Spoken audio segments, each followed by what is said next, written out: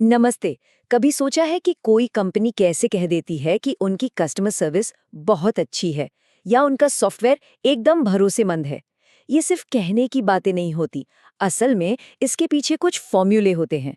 आज हम उन्हीं फॉर्मूलों की बात करेंगे जो क्वालिटी जैसी चीज को नंबरों में बदल देते हैं ताकि उसे नापा जा सके और हाँ, बेहतर भी बनाया जा सके।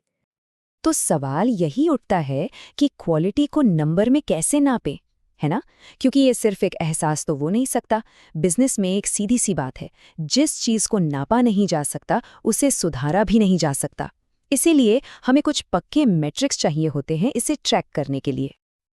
और बस यहीं पर एंट्री होती है क्वालिटी अश्योरेंस यानी क्यूए की। इसका काम ही यही है, डेटा और फॉर्मूलों का इस्तेमाल करके क्वालिटी जैसी चीजों को ठोस, नापने लायक मैट्रिक्स में बदल देना, फिर चाहे वो किसी प्रोसेस की क्वालिटी हो या किसी प्रोडक्ट की।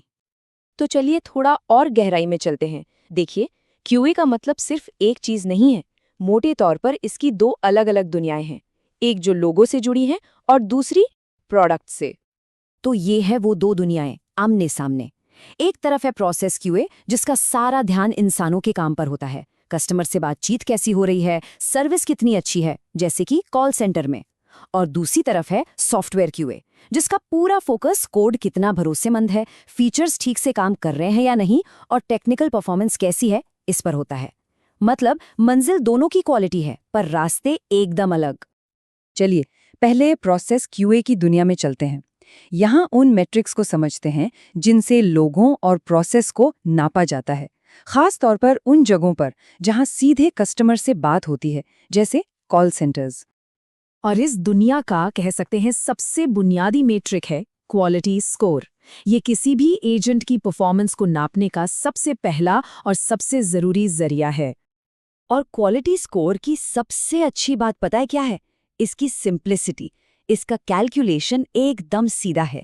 जितने पॉइंट्स मिले उसे टोटल पॉइंट से डिवाइड करके 100 से मल्टीप्लाई कर दो। जैसे यहाँ देखिए, 100 में से 86 पॉइंट्स मिले तो स्कोर हो गया 86%। लेकिन ये सिर्फ एक नंबर नहीं है, बिल्कुल नहीं। ये स्कोर सीधे सीधे एक एजेंट की परफॉर्मेंस तय करता है। उनके इंसेंटिव्स और प्रमोशंस तक इसी से जुड़े होते हैं। और तो और कहाँ सुधार की जरूरत है ये पता लगाकर कोचिंग प्लान भी इसी के आधार पर बनते हैं। तो हाँ, ये मैट्रिक बहुत ज्यादा मैटर करता है।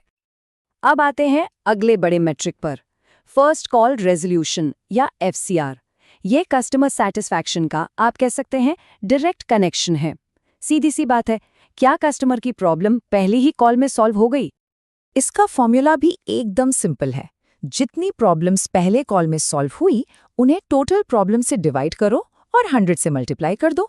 जैसे 100 में से 80 मसले पहली बार में ही सुलझ गए तो एफसीआर हुआ 80% और ये एक बहुत अच्छा स्कोर माना जाता है।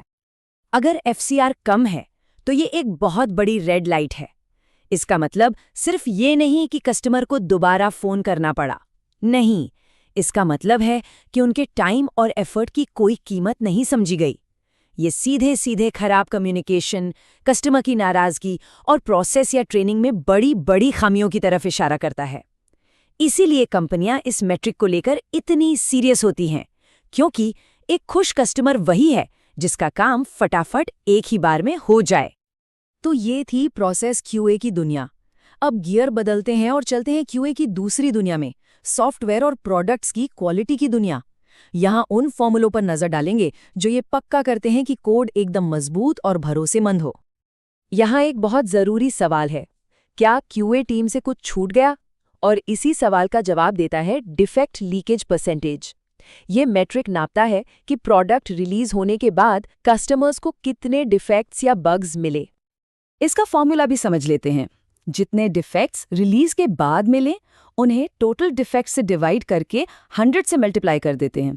और हाँ, टोटल डिफेक्ट्स का मतलब है वो सारे बग्स जो रिलीज से पहले और बाद में दोनों मिलाकर मिले। ये क्यूए टीम के काम का सीधा सीधा नाप है। तो मतलब ये हुआ कि डिफेक्ट लीकेज एक तरह से क्यूए प्रोसेस का रिपोर्ट कार्ड है। अगर ये परसेंटेज ज्यादा है तो इसका मतलब है कि कस्टमर्स कंपनी के बग्स ढूंढ रहे हैं, जो कि कोई भी कंपनी कभी नहीं चाहेगी। जाहिर है, गोल हमेशा यही होता है कि इस नंबर को जितना हो सके 0 के करीब रखा जाए। अच्छा, सिर्फ प्रॉब्लम को नापना ही तो काफी नहीं है ना? एक अच्छा क्यूए एनालिस्ट ये भी पता लगाता है कि आखिर ये प्रॉब्लम हो क्यों रही है। तो चलिए अब देखते हैं कि डेटा से डिसीजन तक का सफर कैसे तय होता है। और इसके लिए एक बहुत ही पावरफुल टूल है पैरेटो प्रिंसिपल, जिसे 80/20 रूल के नाम से भी जाना जाता है। ये रूल कहता है कि अक्सर 80% प्रॉब्लम सिर्फ 20% वजहों से होती हैं।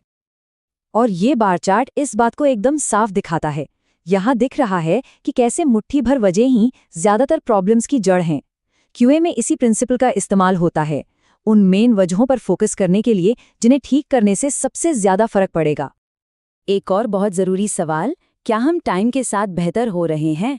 और इस सवाल का जवाब मिलता है एरर ट्रेंड फॉर्मूला से।